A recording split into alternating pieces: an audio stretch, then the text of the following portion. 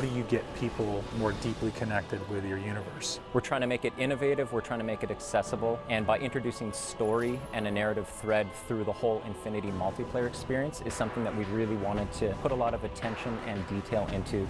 If it's a universe that everybody wants to be really excited about, it's got to grow and evolve beyond just an incredibly balanced suite of mechanics. It's got to speak to fantasy and what people want and what they expect.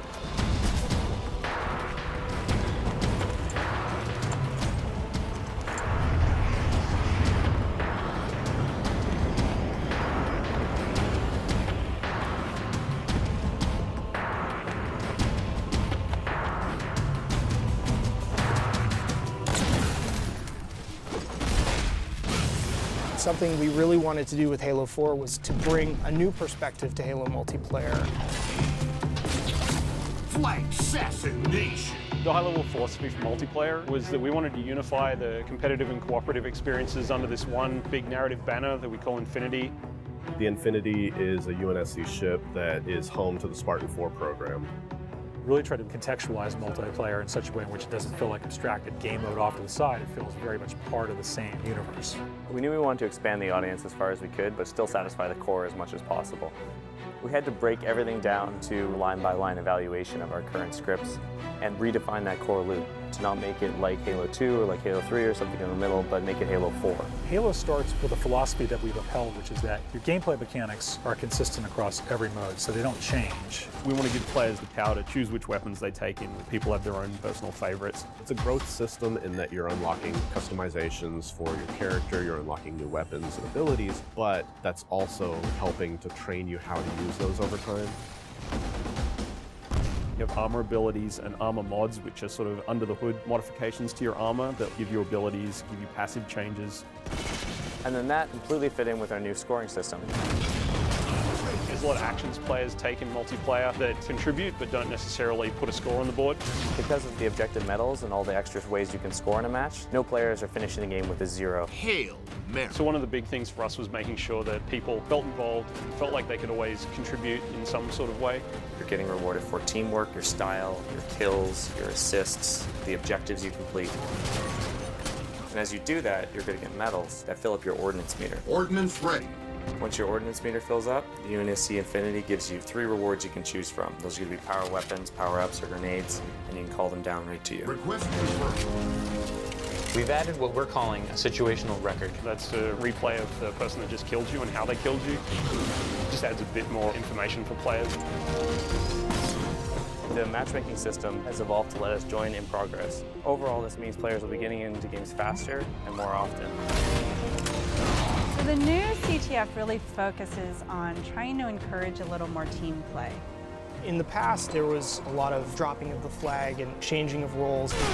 Now when you pick up the flag, Carrying flag. You're 100% committed, and at that point, your role is now to deliver that flag. your HUD will change to tell you exactly where the deliver point is. Flag capture. Everybody can see exactly what it is that they're supposed to do.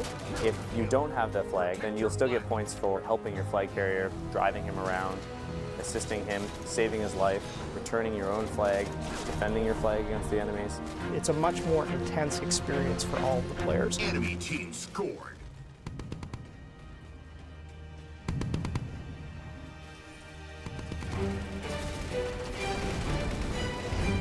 Probably the biggest focal change is that we're trying to build more vehicle-friendly maps, and then to go with that, we've got a new mode called Dominion.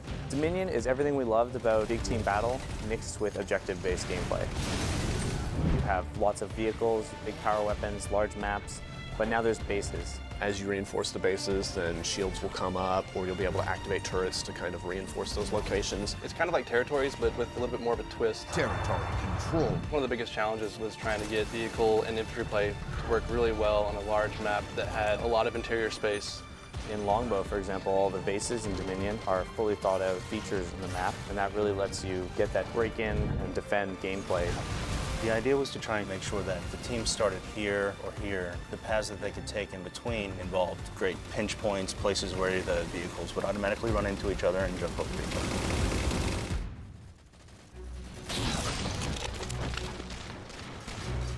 Whenever we start a space, we need to concentrate on a few key things. One is that there's distinct landmarks everywhere you look, so you can orient yourself and you never get lost while you're playing. Two is that whenever you're moving from location to location, if you're jumping across a gap, that none of those jumps feel frustrating. So for instance, floods are a replacement for infection, and players have higher jump height. Infected. We needed to make sure that we could make a map that you're always going to hit your target, you're always going to be able to move around smoothly. Flood is a spiritual successor to Infection. We knew how popular this mode was, we knew it had a lot to live up to, so we didn't want it to just be a Slayer variant anymore. The ground up, it's a new script, it's its own mode now. And now when you're Flood, you get this new character model, you get a big claw, which you can completely slice the survivors in half with.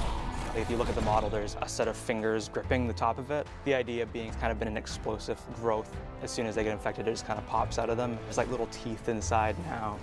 Survivor. In addition to all of the new elements that we're adding to Halo 4 multiplayer, we're bringing back and improving a bunch of old favorites. We're bringing back King of the Hill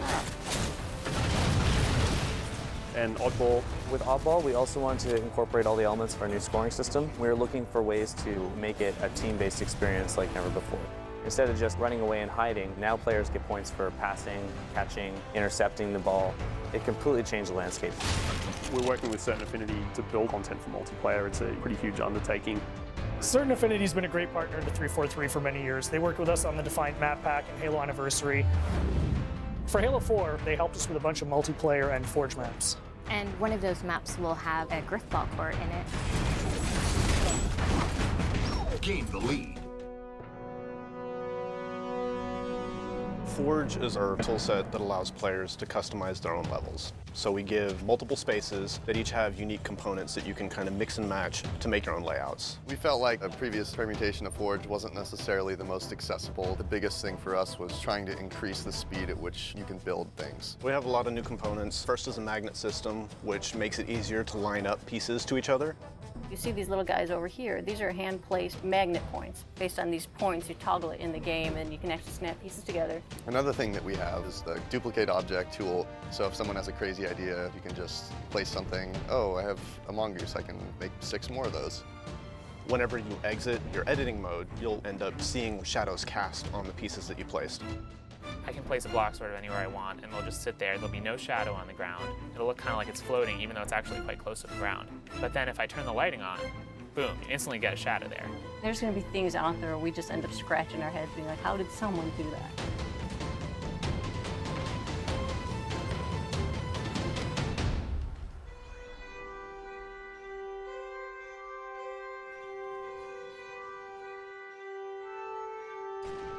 In the tradition of remaking maps, we've chosen to do Valhalla, and this time we're calling it Ragnarok.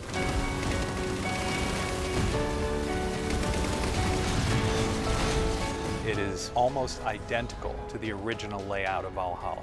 We fine-tuned things for jetpack and things like that. But the biggest change to this map is the addition of the Mantis. Mantis is probably the biggest new sandbox toy we have this time around. When you walk up to it, you'll see it sitting on the floor, and so you hop in this hatch in the back. On its right hand, it's got an enormous UNSC chain gun, and then on the left side, it's got a 5-canister rocket pod.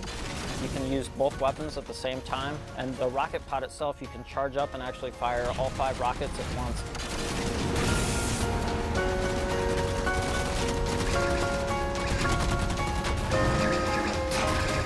The other thing that's really sweet with it is it has a melee stomp. This is probably the most powerful vehicle in a Halo game since like the Scorpion or Banshee. We knew from the start that if we're going to put this in campaign, we have to bring in multiplayer. What better toy do I want to use in Battlefield than the mech?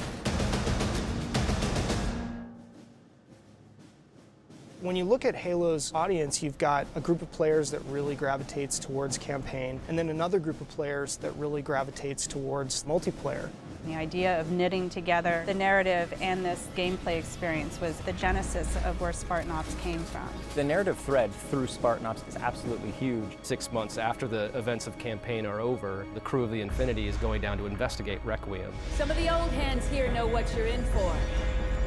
The rest of you, you're due an education. Each week you have a new episode of the series that's continuing to tell this evolving story.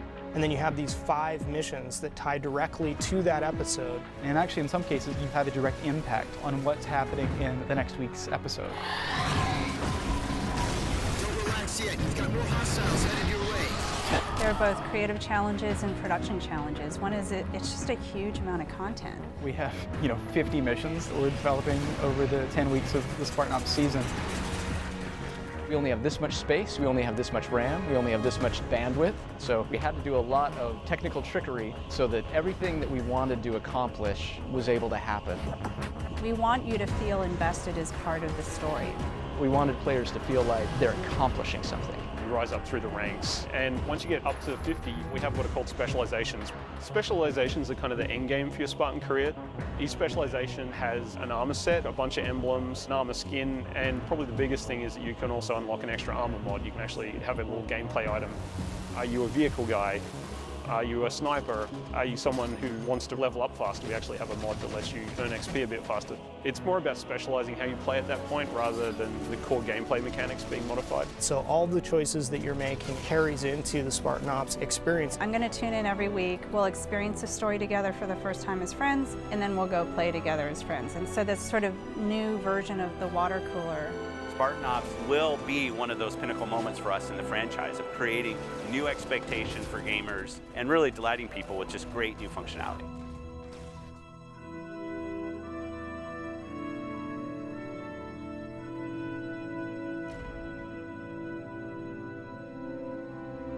We're seeing just kind of the tip of the spear. Going where we want to go in the next steps is only made possible by building absolute confidence.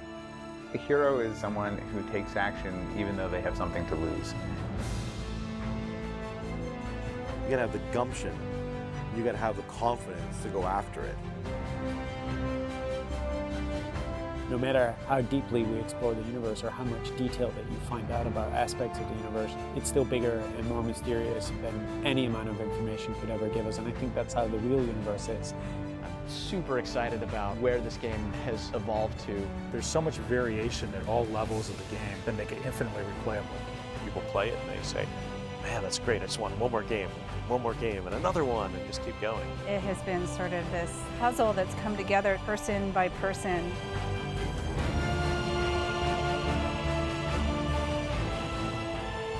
To me, that's the most fun thing, is seeing people play it, enjoy it, and have fun. And you know it just started with that single spark, that single sentence from one designer to another.